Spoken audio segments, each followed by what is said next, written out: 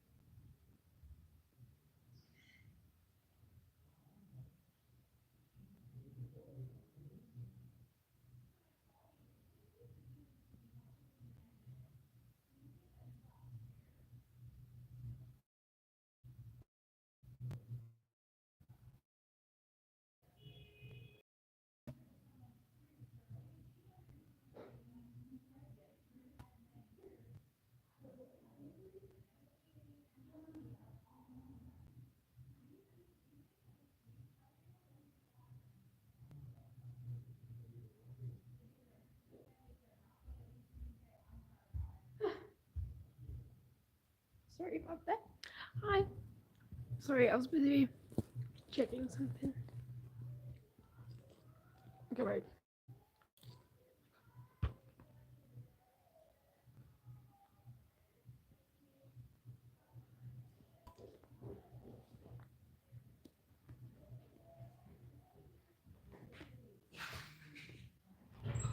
I'm great. Just busy reading my final chapter. Really excited.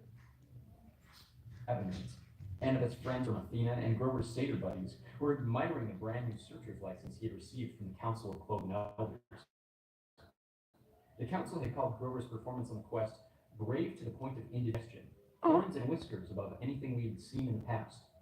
The only ones not in the party mood were Clarice and her cabin mates, whose poisonous looks told me they'd never forgive me for disgracing their dad. That was okay with me.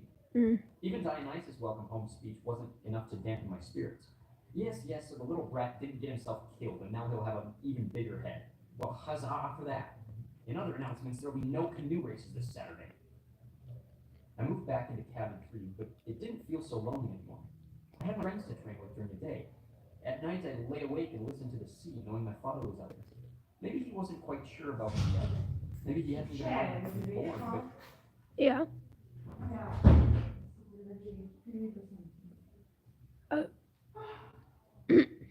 He's watching. And so far, he was proud of what I'd done. As for my mother, she had a chance at a new life. Her letter arrived a week after I got back to camp. She told me Gabe had left mysteriously. Disappeared off the face of the planet, in fact. She'd reported him missing to the police. She had a funny feeling they would never find him. On a completely unrelated subject, she had sold her first life-size concrete sculpture, entitled The Poker Player, to a collector through an art gallery in Soho. She'd gotten so much money for it, she put a deposit down on a new apartment and made a payment on her first semester's tuition at NYU. The Soho Gallery was clamoring for more of her work, which they called a huge step forward in super ugly neorealism. But don't worry, Mom wrote. I'm done with sculpture. I've disposed of that box of tools you left me. It's time for me to return to writing. At the bottom she wrote, P.S. Percy, I found a good private school here in the city. I put a deposit down to hold you a spot. in case you want to enroll for 7th grade. You could live at home. But if you want to go year-round at Half-Blood Hill, I'll understand. I would want to. I folded the note carefully and set it on my bedside table. Every night before I went to sleep, I read it again, and I tried to decide how to answer it. On the 4th of July, the whole camp gathered at the beach for a fireworks display by Cabin 9. Being in Festus's kids, they weren't going to settle for a few lame red, white, and blue explosions. They anchored a barge offshore and loaded it with rockets the size of Patriot missiles. According to Annabeth, who'd seen the show before, the blasts would be sequenced so tightly they looked like frames of animation across the sky. The finale was supposed to be a couple of 100-foot-tall Spartan warriors who would crackle the life above the ocean, fight a battle, and then explode into a million colors. As Annabeth and I were spreading a picnic blanket, Grover showed up to tell us goodbye. He was dressed in his usual jeans and t-shirt and sneakers, but in the last few weeks he'd started to look older, almost high school age. His goatee had gotten thicker. He put on weight. His horns had grown at least an inch, so now he had to wear his Rasta cap all the time to pass as human. Oh no. I'm off, he said. No! I just came to say, well, you know. No. I tried to feel happy for him. After all, it wasn't every day a satyr got permission to go look for the great god Pan. It was hard saying goodbye. I'd only known Grover a year, and he's my oldest friend. And you're only. She told him to keep his fake feet on. I asked him where he was going to search first. Kind of a secret, he said, looking embarrassed. I wish you guys could come with me. But humans and Pan, we understand. Yeah. Pan said. You got enough tin cans for the trip? Yeah. And you remember your reed pipes? Geez, Annabeth, he grumbled. You're like an old mama goat. You didn't really sound annoyed. He gripped his walking stick and swung a backpack over his shoulder. He looked like any hitchhiker you might see on an American highway, nothing like the little runty boy I used to defend from bullying at the Yancey Academy. Well, he said, wish me luck. If he doesn't appear in the second book, I'm going to cry. Then headed back through the dunes. Fireworks exploded to life overhead. Hercules killing the Nemean lion, Artemis chasing the boar, George Washington, who, by the way, was the son of Athena, crossing Delaware. Hey, Oh. Grover, I called. Didn't He turned know to that. Woods. Wherever you're going, I hope they make good enchiladas. Grover grinned, and then he was gone, the trees closing around him. We'll see him again, Anna said. Better. I couldn't believe it. The fact that no searcher had ever come back in 2,000 years, well, I decided not to think about that. Grover would be the first. He had to be. He will be. Live pass. I spent my days He devising will new be the strategies first. for capturing the flag and making alliances with the other cabins to keep the ban out of Ares' hands. I got to the top of the climbing wall for the first time without getting scorched by lava. From time to time, I'd walk past the big house, glance up the attic windows, and think about the oracle. I tried to convince myself that its prophecy had come to a completion. You shall go west and face the god who has turned. Been there, done that. Even though the traitor god had turned out to be Ares rather than Hades. You shall find what was stolen and see its safe return. The helm. Check. One master bolt delivered. One helm of darkness back on Hades' oily head. One who calls you a friend. This line still bothered me. If Ares had pretended to be my friend, then betrayed me. That must be what the oracle meant. And you No. should fail to save what matters most in the end. I had failed to save my mom, but only because I'd let her save herself, and I knew that was the right thing. So why was I still uneasy? Yeah. The last night of the summer session came all too quickly. The campers had one last meal together. We burned part of our dinner for the gods. At the bonfire, the senior counselors awarded the end of summer beads. I got my own leather necklace, and when I saw the bead for my first summer, I was glad the firelight covered my blushing. The design was pitch black, with a sea green trident shimmering in the center. The choice was unanimous, Luke announced. This bead commemorates the first son of the sea god at this camp, and the quest he undertook into the darkest part of the underworld to stop a war. The entire camp got to their feet and cheered. Even Ares' cabin felt obliged to stand. Athena's cabin steered Annabeth to the front so she could share in the applause. I'm not sure I'd ever felt as happy or sad as I did at that moment. I finally found a family, people who cared about me and thought I'd done something right. And in the morning, most of them would be leaving for the year. I would stay, The be next morning, honest. I found a form letter on my bedside table. I knew Dionysus must have filled it out because he stubbornly insisted on getting my name wrong. Dear Peter Johnson, if you intend to stay at Camp Half-Blood year-round, you must inform the big house by noon today. If you do not announce your intentions, we will assume you have vacated your cabin or died a horrible death. Cleaning harpies will begin work at sundown. They will be authorized to eat any unregistered campers. All personal articles left behind will be incinerated in the lava pit. Have a nice day. Mr. D, Dionysus, Camp Director, Olympian Council number 12. That's another thing about ADHD. Deadlines just aren't real to me until I'm staring one in the face. Summer was over and I still hadn't answered my mother Yeah. at camp about whether I'd be staying. Now I had only a few hours to decide. Yeah. The decision should have been easy. I mean, 9 months of hero training or 9 months of sitting in a classroom. Duh. But there was my mom to consider. For the first time, I had the chance to live with her for a whole year, without Gabe. I had a chance to be at home and knock around the city in my free time. I remembered what Annabeth had said so long ago on our quest. The real world is where the monsters are. That's where you learn whether you're any good or not. I thought about the fate of Talia, daughter of Zeus. I wondered how many monsters would attack me if I left Half-Blood Hill. If I stayed in one place for a whole school year, without Chiron or my friends around to help me, would my mother and I even survive until the next summer? That was assuming the spelling tests and 5-paragraph essays didn't kill me. I decided I'd go down to the arena and do some sword practice. Maybe that would clear my head. Yeah. The campgrounds were mostly deserted, shimmering in the August heat. All the campers were in their cabins packing up or running around with brooms and mops, getting ready for final inspection. Argus was helping some of the Aphrodite kids haul their Gucci suitcases and makeup kits over the hill, where the camp shuttle bus would be waiting to take them to the airport. Be the master. Dying. And my friend glitching. So that's nice.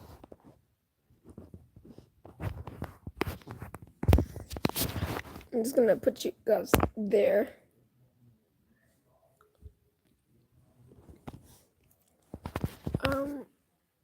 Oh, I can't. Okay, hold up. I'll make a plan. Annabeth, Athena always has a plan. Hold up.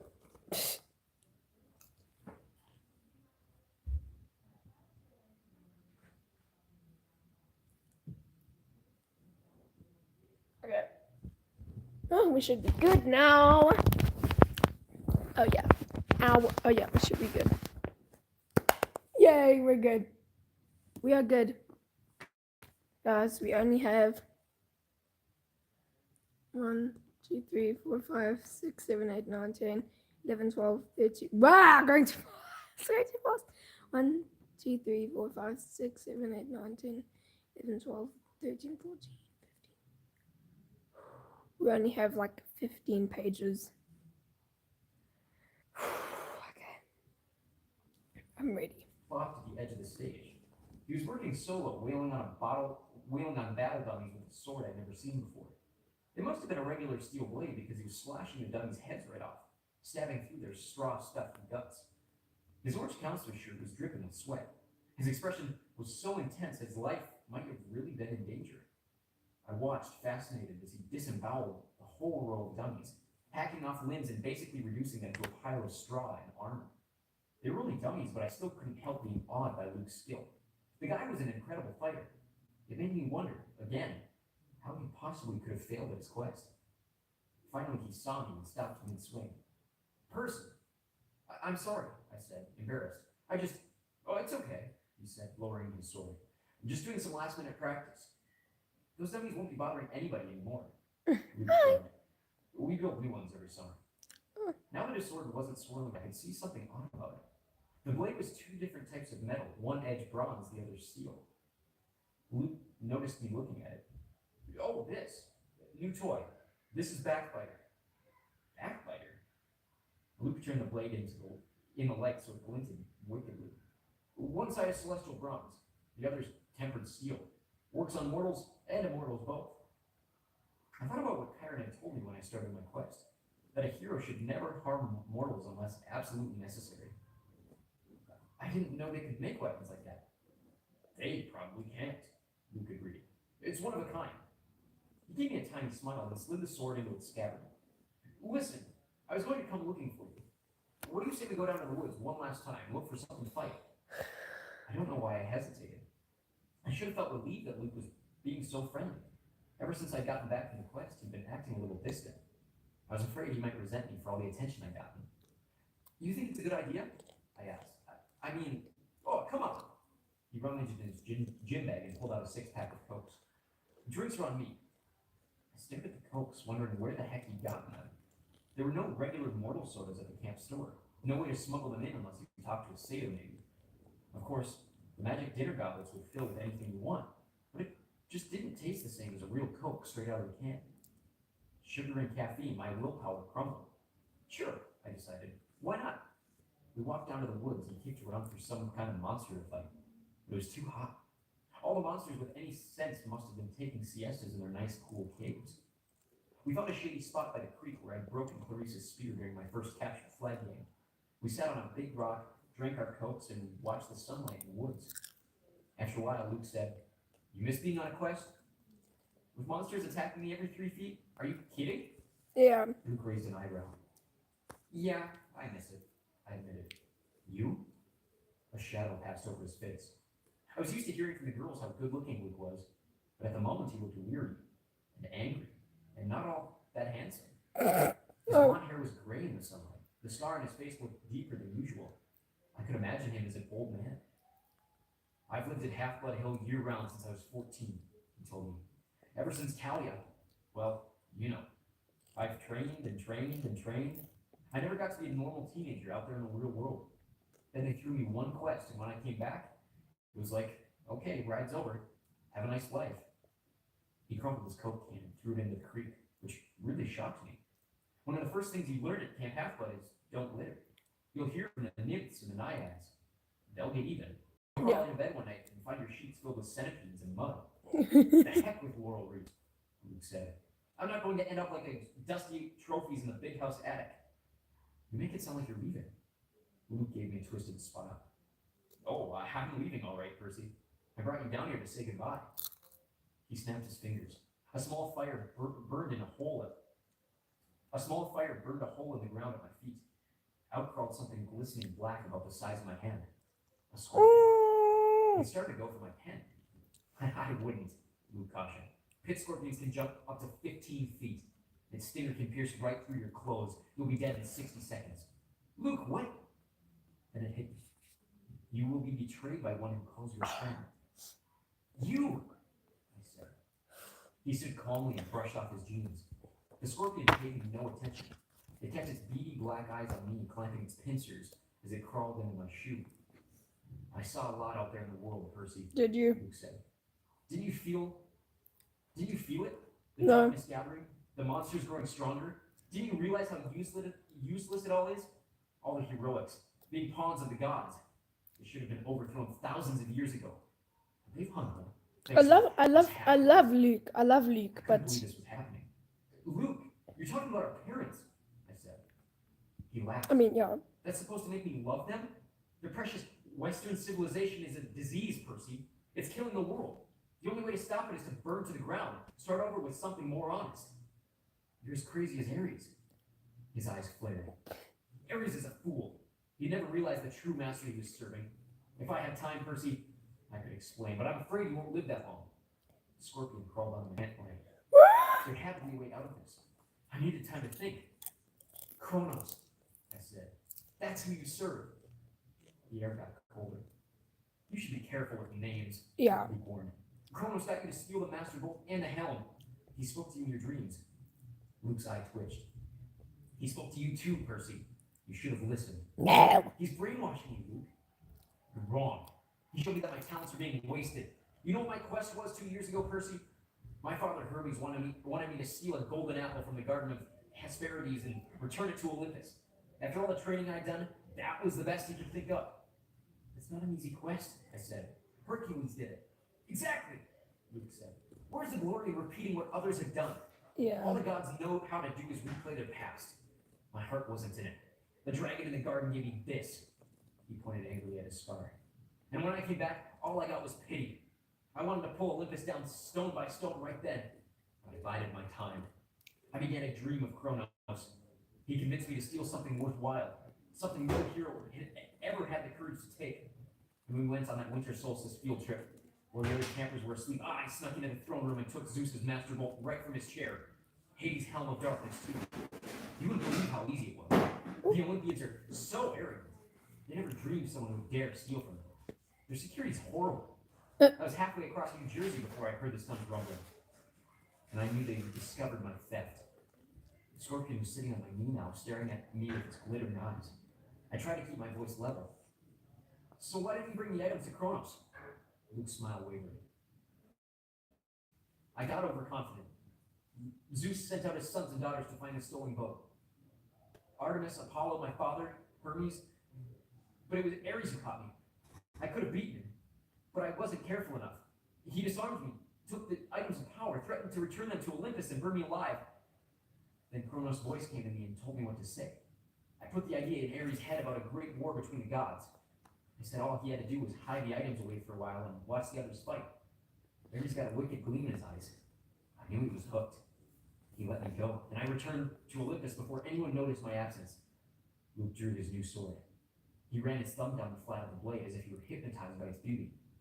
Afterward, the Lord of the Titans, he punished me with nightmares. I swore not to fail again. Back at Camp Half-Blood, in my dreams, I was told that a second hero would arrive, one who could be tricked into taking the bolt and the helm and the rest of the way from Ares down to Tartarus. You summoned the Hellhound that night in the forest. We had to make Chiron think the camp wasn't safe for you, so he would start you on your quest. We had to confirm his fears that Hades was after you. It worked. The flying shoes were cursed, I said. They were supposed to drag me and the backpack into Tartarus. And they would have, if you had been wearing them, but you gave them to the satyr, which wasn't part of the plan. Grover messes everything up. Everything Whoa! touches. You even confused the curse. No. Luke looked down at the No. scorpion, which was now sitting on my thigh. You should have died in Tartarus, Percy. But don't worry. I'll leave you with my little friend to set things right. Talia gave her life to save you, I said, gritting my teeth. And this is how you repay her? Mm-hmm. Don't speak of Talia. Thank you. The gods let her die. That's one of the many things they will pay for. You're being used, Luke. You and Ares both. Mm-hmm. Don't listen to Kronos. I've been used? Luke's voice turned shrill. Yeah. Look at yourself. What has your dad ever done for you? Kronos will rise. You've only delayed his plans.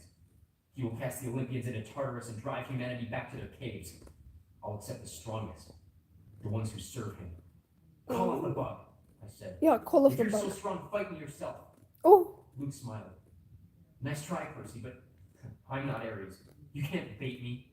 My lord is waiting, and he's got plenty of quests for me to undertake. Luke, goodbye, Percy. There's Oh. a new golden age coming, and you won't be a part of it. He slashed his sword in an arc and disappeared in a ripple of darkness. The scorpion lunged. I swatted it away with my hand and uncapped my sword. The thing jumped at me and I cut it in half midair. I was about to congratulate myself until I looked down at my hand.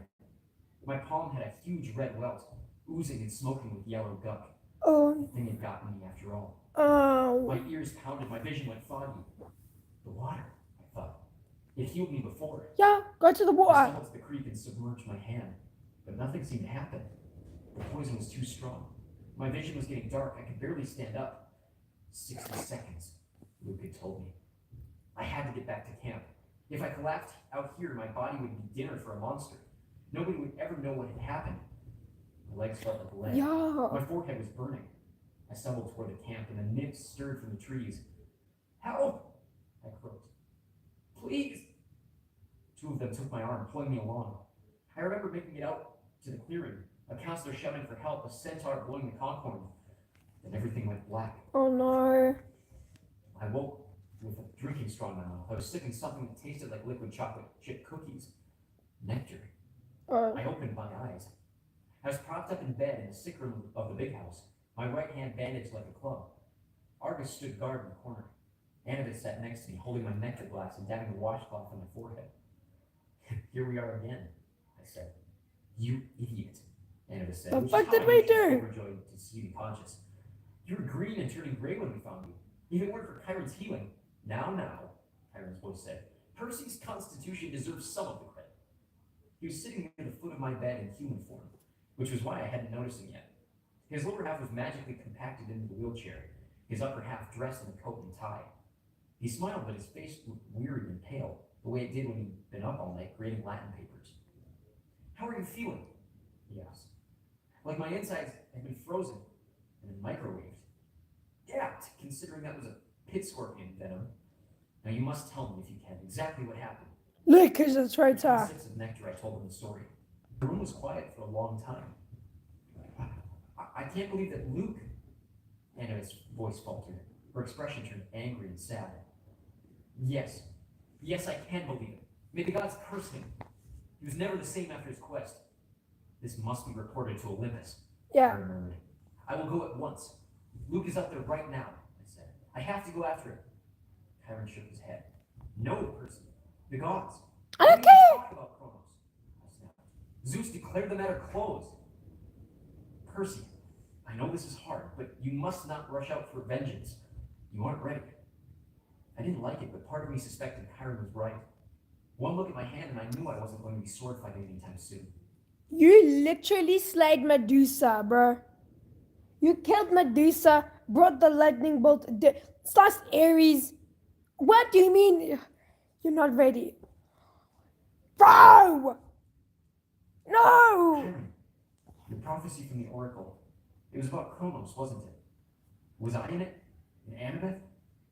Chiron glanced nervously at the ceiling. Percy, it isn't my place. You've been ordered not to talk to me about it, haven't you? His eyes were sympathetic but sad. You'll be a great hero, child. I will do my best to prepare you. But if I'm right about the path ahead of you, thunder boomed overhead, rattling the windows. All right, Chiron shouted. Fine. He sighed in frustration. The gods have their reason, Percy. Knowing too much of your future is never a good thing. Yeah. We can't just sit back and do nothing, I said. We will not sit back, Chiron promised. We will not. But you must be careful. Kronos wants you to come unraveled. He wants your life disrupted, your thoughts clouded with fear and anger.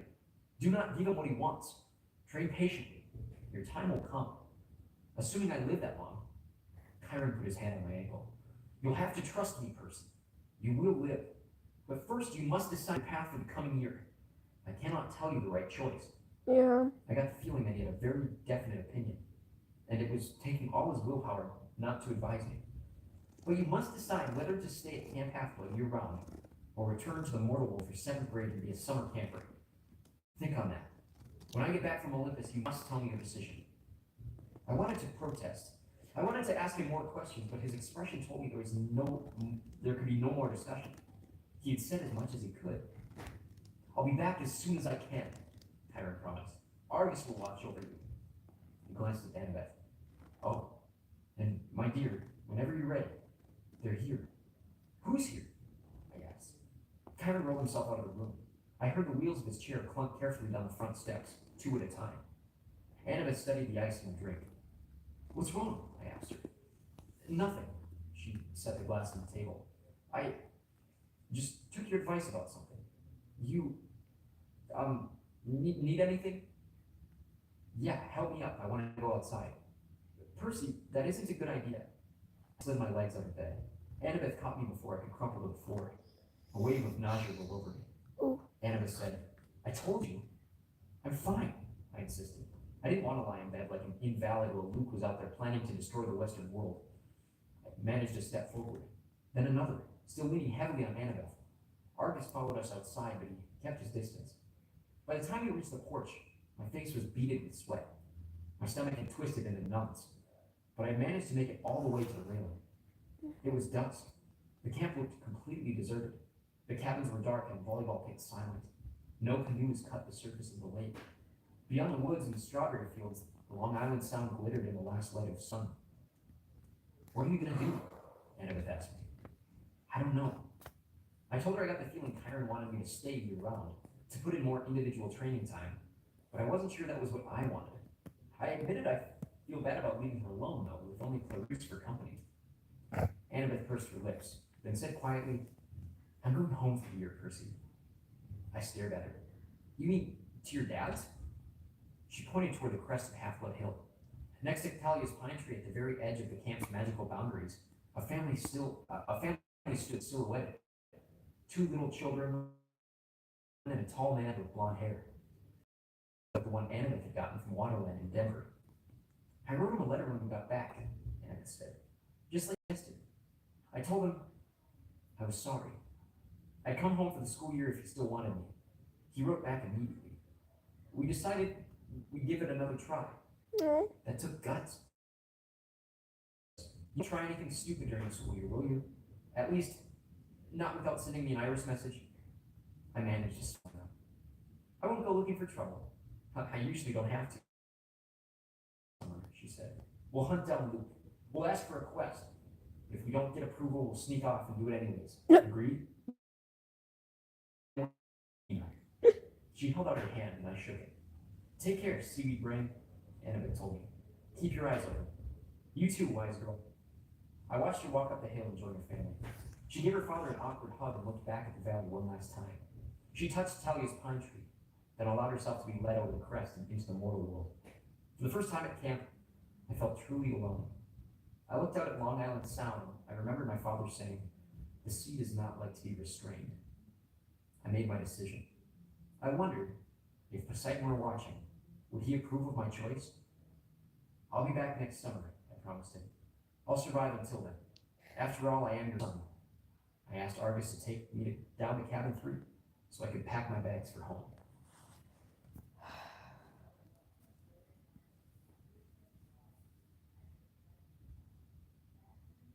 That was beautiful. Shut up, Timu! Oh, that was so beautiful. Oh. One book done. 4 more to go. That was honestly so beautiful.